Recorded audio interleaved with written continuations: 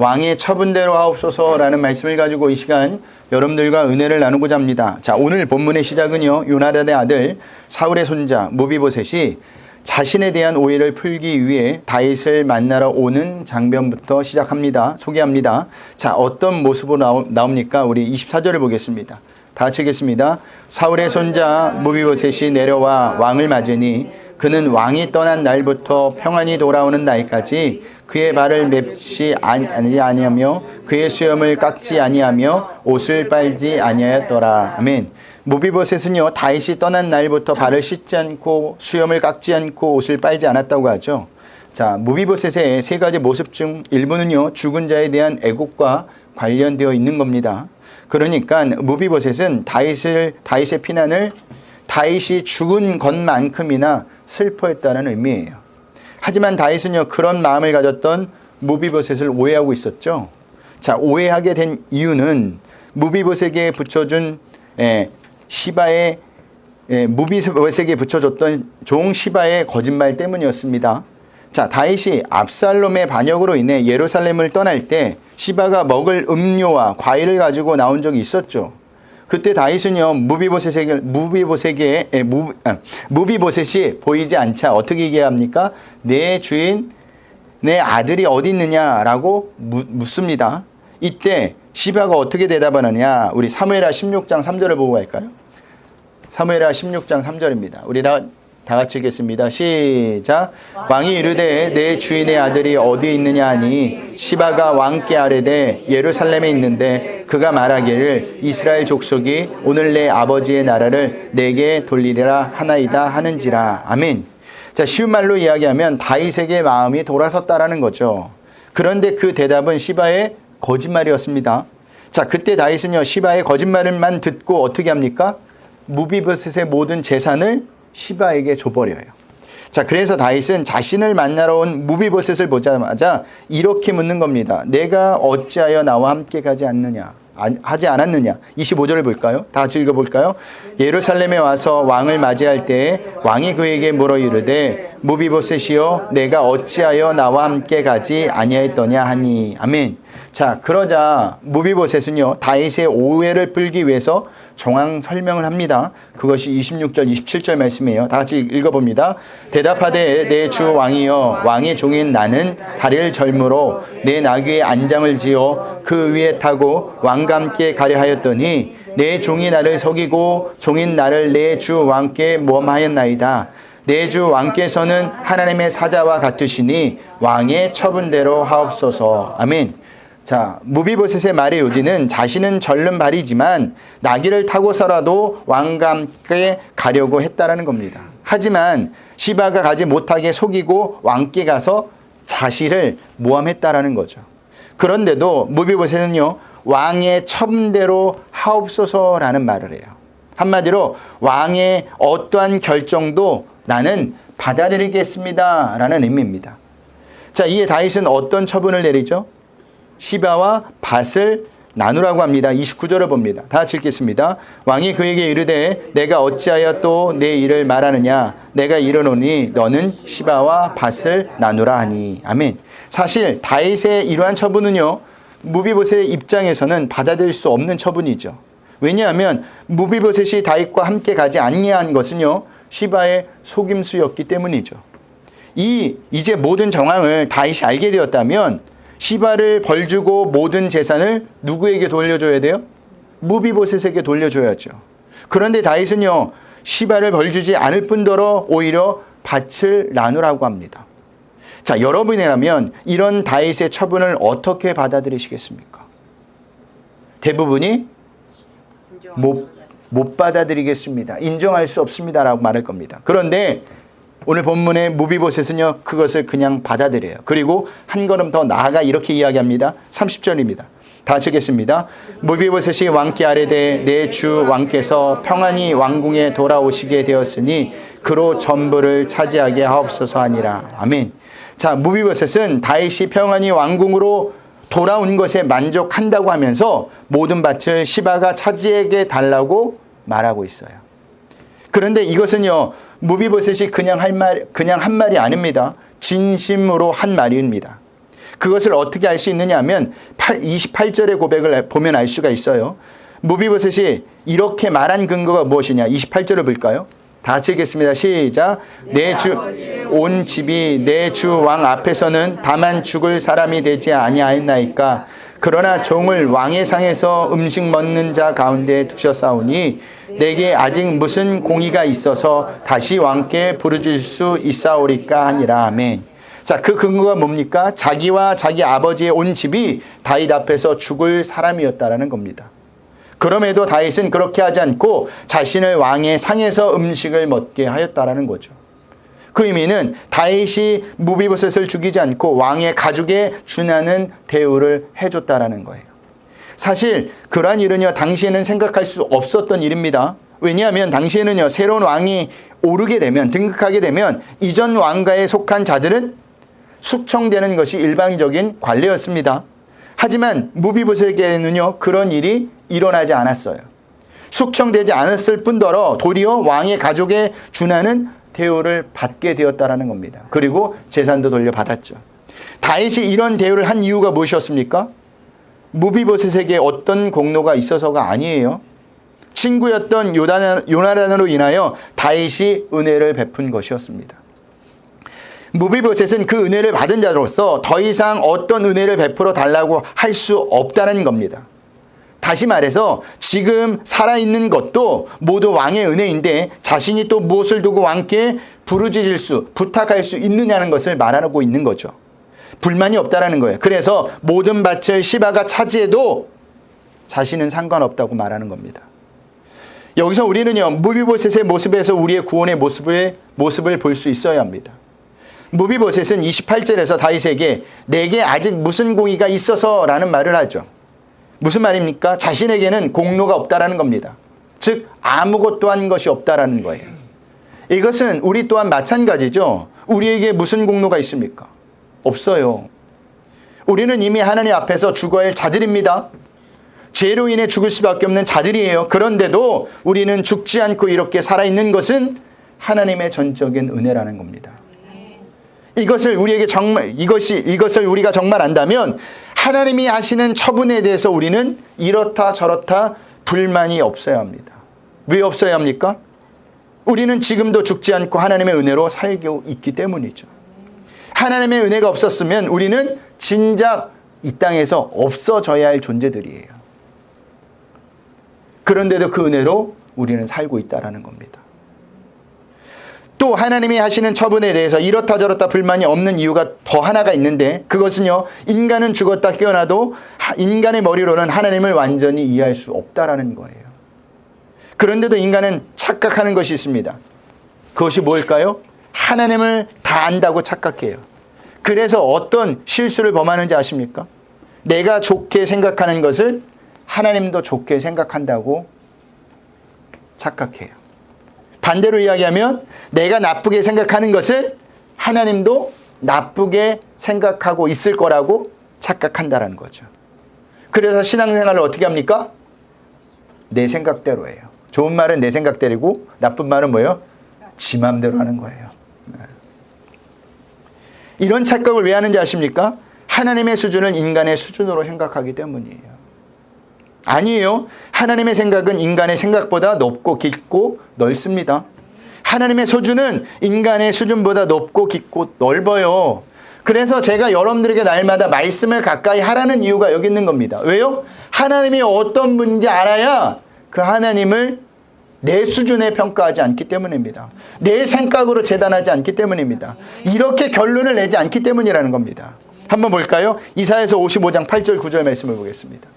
이사야서 55장 8절 9절 말씀 다 같이 읽겠습니다. 이는 내 생각이 너희 생각과 다르며 내 길은 너희의 길과 다름이니라. 여호와의 말씀이니라. 이는 하늘이 땅보다 높은 같이 내 길은 너희 길보다 높으며 내 생각은 너희 생각보다 높음이니라. 아멘. 여러분, 하나님의 생각은, 하나님의 계획은 우리의 생각보다 한 차원, 아니 몇 차원 더, 몇 수 더 앞서가고 있습니다. 그러니 우리가 하나님이 하시는 일에 이렇다 저렇다 불만을 할 필요가 없어요. 오히려 하나님이 하시는 일에 대해서 하나님, 제가 깨닫지 못합니다. 나에게 깨달음을 허락해 주세요. 하나님이 왜 이렇게 하셨는지 알길 원합니다 라고 기도하셔야 한다는 겁니다. 근데 우리는 오히려 어떻게 기도합니까? 하나님 그렇게 하시면 안 됩니다. 하나님은 가르쳐요. 아니에요. 우리는 하나님을 가르칠 수 있는 존재가 아닙니다. 하나님이 하시는 처분에 대해서 이렇다 저렇다 말할 존재가 되지 못한다는 겁니다. 자, 다윗이 요단강을 건너기 전 오늘 본문에 한 사람을 더 소개하죠. 그 사람의 이름이 누굽니까? 바르실레입니다. 그 사람이 어떤 사람이죠? 우리 31절, 32절을 보겠습니다. 다 같이 읽겠습니다. 길르앗 사람 바르실레가 왕이 요단을 건너가게 하려고 로르림에서 내려와 함께 요단에 이르니 바르실레는 매우 늙어 나이가 80세라 그는 큰 부자이므로 왕이 마하나임에 머물 때 그가 왕을 공개하였더라. 아멘. 자, 그는 길르앗 출신으로 나이가 많고 부자였습니다. 자, 그는 다윗이 압살롬의 반역을 피해 마하나임에 있을 때 아무 대가 없이 다윗을 공개하였어요. 여기 공개했다는 의미는요, 단순히 먹는 것뿐만 아니라 삶에 필요한 일체의 것을 제공했다는 의미이기도 합니다. 그것도 지속적으로요. 한 번만 한 게 아니라 계속해서. 그래서 다윗은요, 바르실레에게 예루살렘으로 돌아갈 때 같이 가자고 제안을 합니다. 우리 33절을 볼까요? 다 같이 읽겠습니다. 왕이 바르실레에게 이르되 너는 나와 함께 건너가자. 예루살렘에서 내가 너를 공개하리라. 아멘. 자, 왜 제안을 하느냐? 마하나임이 있을 때 바르실레가 도와준 것에 대한 보답을 예루살렘에 가서 내가 하겠다라는 거예요. 하지만 바르실레는요, 다윗의 제안을 정중히 거절해요. 우리 34절에서부터 37절 볼까요? 다 같이 읽겠습니다. 바르실레가 왕께 아뢰되 내 생명의 날이 얼마나 있사옵기에 어찌 왕과 함께 예루살렘으로 올라가리이까? 내 나이가 이제 80세라 어떻게 좋고 흉한 것을 분간할 수 있사오며 음식의 맛을 알 수 있사오리이까? 이 종이 어떻게 다시 노래하는 남자나 여인의 소리를 알아들을 수 있사오리이까? 어찌하여 종이 내 주 왕께 아직도 누를 끼치리이까? 당신의 종은 왕을 모시고 요단을 건너가려는 것뿐이거늘 왕께서 어찌하여 이 같은 상으로 내게 갚으려 하시나이까? 청하건대 당신의 종을 돌려 보내옵소서. 내가 내 고향 부모의 묘 곁에서 죽으려 하나이다. 그러나 왕의 종 기맘이 여기 있사오니 청하건대 그가 내 주 왕과 함께 건너가게 하옵소서. 왕의 처분대로 그에게 베푸소서 하니라. 아멘. 자, 거절한 이유가 뭘까요? 세 가지예요. 첫 번째는 자신은 살 날이 얼마 남지 않았다라는 겁니다. 두 번째는 자신은 좋고 흉한 것을 제대로 분간할 수 없다라는 거예요. 여기 좋고 흉한 것이란 삶을 즐겁게 해주는 것과 삶의 괴로움을 주는 것을 의미합니다. 그러니까 바르실레의 말은요, 왕이 아무리 좋은 것으로 대접한다 해도 자신은 그것을 즐길 수 없을 만큼 나이가 들었다고 말하고 있는 거죠. 세 번째는요, 자신이 왕을 따라 예루살렘에서 성에서 왕과 함께 지내는 것이 오히려 왕에게 짐이 된다라는 거예요. 왜 짐이 될까요? 생각해 보세요. 다윗이 압살롬의 반역으로 마하나임에 머물고 있었을 때 누가 도와줬어요? 바르실레가 도와줬죠. 그렇다면 그가 왕과 함께 계속 지낸다고 한다면 사람들이 바르실레를 어떻게 대우할까요? 어떻게 대우해요? 네, 굉장히 잘해주겠죠. 그리고 무슨 일이 있을 때마다 찾아가서 왕에게 좀 말해줘라 이런 부탁을 하겠죠. 그것을 우려해서 바르실레가 왕께 누가 된다고 하고 있는 겁니다. 자, 이것을 종합해보면 바르실레는요, 마하나임에서 다윗을 도울 때 보상을 받기 위해서 한 것이 아님을 알 수가 있습니다. 무슨 말이냐면 바르실레는요, 다윗을 도운 행위에 대해 그 어떤 보상도 생각하지 않았다라는 겁니다. 그런데 우리는 어떻습니까? 남을 도우면서 그 일에 나에게 어떤 형태로도 보상이 되기를 바라요, 안 바라요? 바라죠. 은근히 바랍니다. 이렇게 바라는 것은요, 남의 유익을 생각하기보다는 누구의 유익을 먼저 생각하는 겁니까? 나의 유익을 먼저 생각하는 거예요. 그래서 교회 일도 어떻게 합니까? 보상을 바라며 합니다. 그리고 교회에서도 여지까지 그렇게 가르쳤죠. 여지껏 교회에서 성도들에게 가르쳤던 것이 무엇입니까?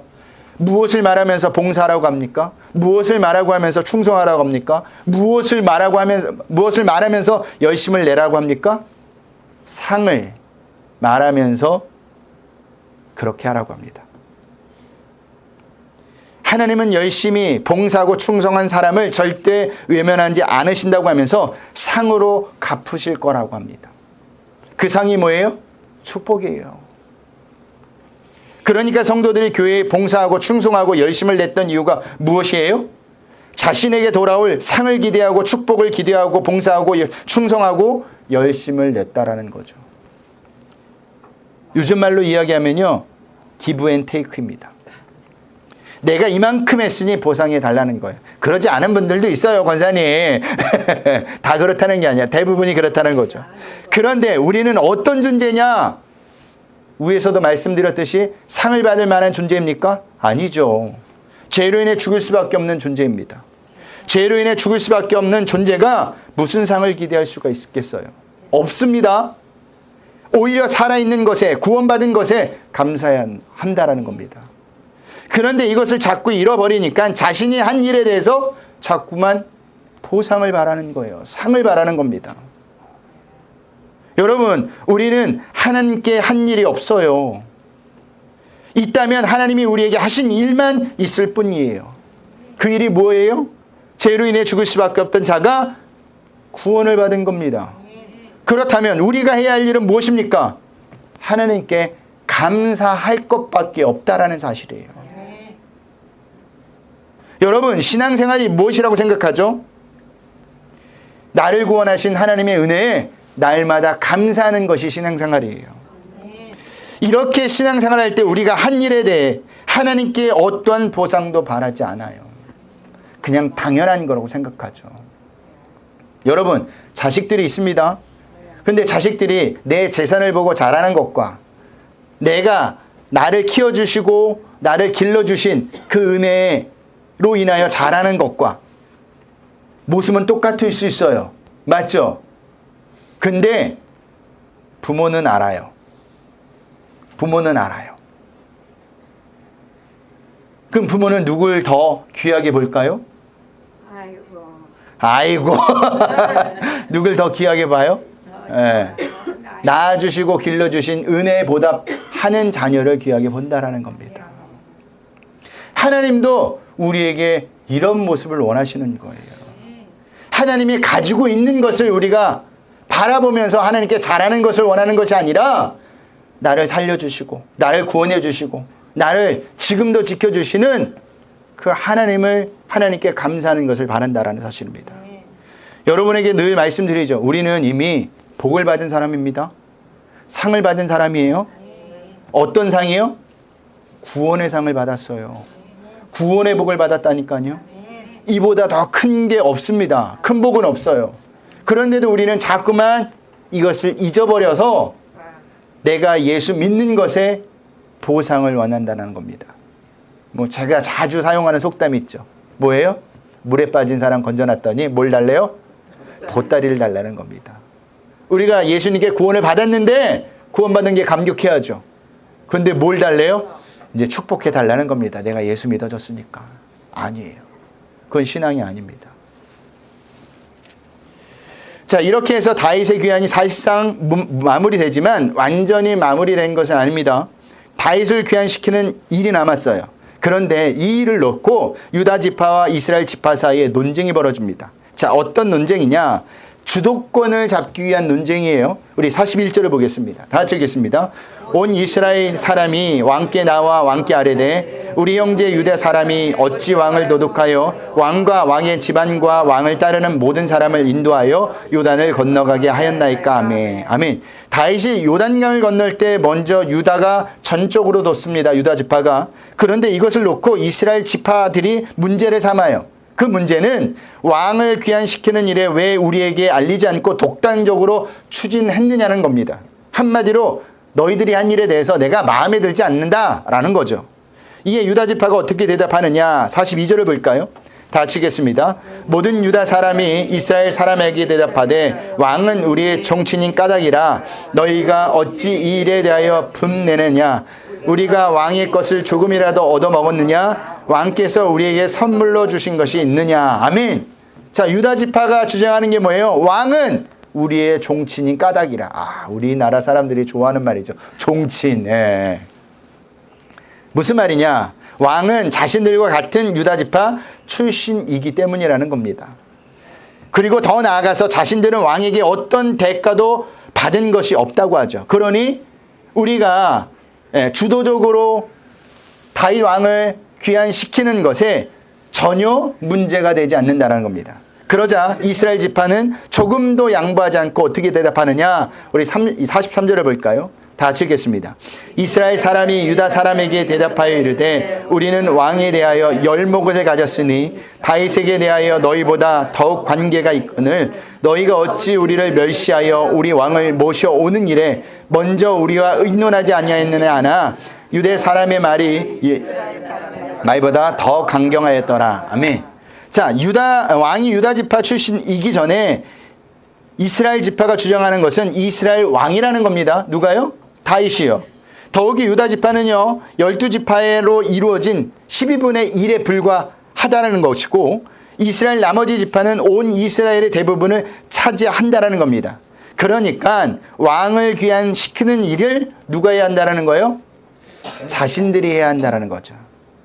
이 논쟁의 요지는요 누가 왕과 더 가까운가를 따지는 주도권 싸움을 하고 있는 거예요. 그러니까 왕이 귀환해서 이제 정치 세력을 어디가 더 많이 가져갈 것인가 처음서부터 그 주도권을 잡겠다라는 겁니다. 그런데 그들이 놓치고 있었던 것이 하나 있었어요. 뭘까요? 그것은 다윗이 그들을 어떻게 생각하고 있었느냐는 거죠. 사실 그들은요 압살롬의 반역에 동참했던 자들이었어요. 그런데도 그들은 마치 전혀 다윗을 반역한 적이 없던 것처럼 다윗을 계속적으로 왕으로 섬겼던 것처럼 서로 위치를 두고 싸우고 있습니다. 그러나 다윗 편에서 볼 때 그들은 모두 어떤 자들이에요? 배신할 자들이에요. 배신한 자는 또 배신한다는 원리가 있잖아요. 예. 그 의미는 그들 모두 주도권을 논할 자격이 안 된다라는 겁니다. 이와 비슷한 이야기가 누가복음 9장에서도 나오죠. 제자들은요 예수님을 앞에 두고 서로 누가 더 크냐, 누가 더 많은 공을 채웠느냐라는 싸움을 합니다. 왜 이 싸움을 할까요? 공로가 많은 자가 하나님 나라에서도 크다고 생각하기 때문입니다. 예수님이 세울 나라에 대해서 자기가 좋은 자를 차지하고 싶은 겁니다. 그런데 이러한 사고방식은요 사단의 사고방식입니다. 왜냐하면 제자들에게는 원래 공로라는 것이 없기 때문이에요. 보세요. 제자들이 예수님의 제자가 된 것은 그들의 노력이 아닌 전적인 예수님의 택하심의 결과였습니다. 그 의미는 예수님이 보시기에 제자들은 다 똑같은 자들이라는 거예요. 이것은 우리도 마찬가지입니다. 우리가 예수님을 믿게 된 것은 우리의 노력이 아닌 전적인 예수님의 택하심의 결과예요. 하나님의 의라는 겁니다. 그렇다면 우리 또한 예수님이 보시기에 어떤 자들이라는 겁니까? 똑같이 죄로 인해 죽을 수밖에 없는 자들이라는 겁니다. 이런 자들이 교회에 모여 있다면 경쟁과 다툼이 있어야 될까요? 없어요. 없어야 합니다. 왜 없어야 하느냐? 교회란 그런 곳이 아니기 때문이에요. 하나님의 은혜로 모인 자들이 있는 곳이기 때문입니다. 나의 공로가 아닌. 우리의 구원은요 다 똑같은 구원입니다. 어떤 구원이에요? 예수님의 십자가에 못 박혀 죽으심으로 얻어진 구원이라는 거죠. 그 구원에 어디에 우리의 노력이 있습니까? 없습니다. 그 구원에 어디 우리의 공로가 있습니까? 없어요. 그런데도 어떤 분들은요 내가 받은 구원은 저 사람이 받은 구원과 다르다고 생각합니다. 아니에요. 똑같아요. 똑같아요. 맞아요. 쉬운 말로 이야기하면 다 모두 다 부끄러운 구원을 받은 겁니다. 목사인 저도 여러분도 다 부끄러운 구원을 받은 거예요. 왜 부끄러운 구원이죠? 모두가 구원받을 수 없는 자가 구원을 받았기 때문이에요. 그러므로 우리는 자랑할 것도 교만할 것도 없는 겁니다. 그런데 유다 지파나 이스라엘 지파들은 이것을 착각했어요. 그래서 서로 주도권 경쟁을 벌이고 있는 겁니다. 근데 누가 이깁니까? 누가 이겨요? 우리나라의 말에 있죠. 싸움에서 누가 이겨요? 항상 싸우면 목소리 큰 자가 이긴다는 것처럼 여기 보면 유다 사람의 말이 이스라엘 사람의 말보다 더 강경하였더라 라는 말이 뭐예요? 유다 지파 사람들의 말이 컸다라는 겁니다. 목소리가 컸다라는 거예요. 자, 말씀을 마치겠습니다. 제가 오늘 세 가지 말씀드렸죠. 첫 번째, 하나님이 하시는 일에 이렇다 저렇다 불만이 없어야 한다는 겁니다. 성도는요. 그 이유는 우리는 이미 하나님 앞에 죽어야 할 자들이 지금도 하나님의 은혜로 살고 있기 때문이죠. 인간은요, 죽었다 깨어나도 인간의 머리로는 하나님이 하시는 일을 절대 이해할 수 없어요. 두 번째, 하나님의 은혜를 알면 하나님께 그 어떤 보상도 바라지 않는다는 겁니다. 왜요? 우리는 이미 큰 보상, 하나님의 보상을 받았기 때문이에요. 그 보상이 뭐예요? 구원이라는 보상입니다. 세 번째, 우리의 구원은 다 똑같은 구원이라는 겁니다. 어떤 구원입니까? 구원받을 수 없는 자가 구원받은 거예요. 그러니 우리에게는 자랑할 것도 교만할 것도 하나도 없습니다. 내가 교회에서 자랑하고 교만한다라는 것은 나는 너희들과 달라라는 것을 이야기하는 것밖에 되지 않아요. 그리고 나의 구원의 그 시작이 하나님이 아닌, 예수님이 아닌 나로부터 시작됐다라는 교만을 이야기하는 것뿐이 아닙니다. 여러분, 우리의 구원은 하나님이 시작하셨어요. 예수님을 통해서. 그러니 우리는 날마다 하나님의 은혜에 감격하는 것밖에 없습니다. 감사하는 것밖에 없어요.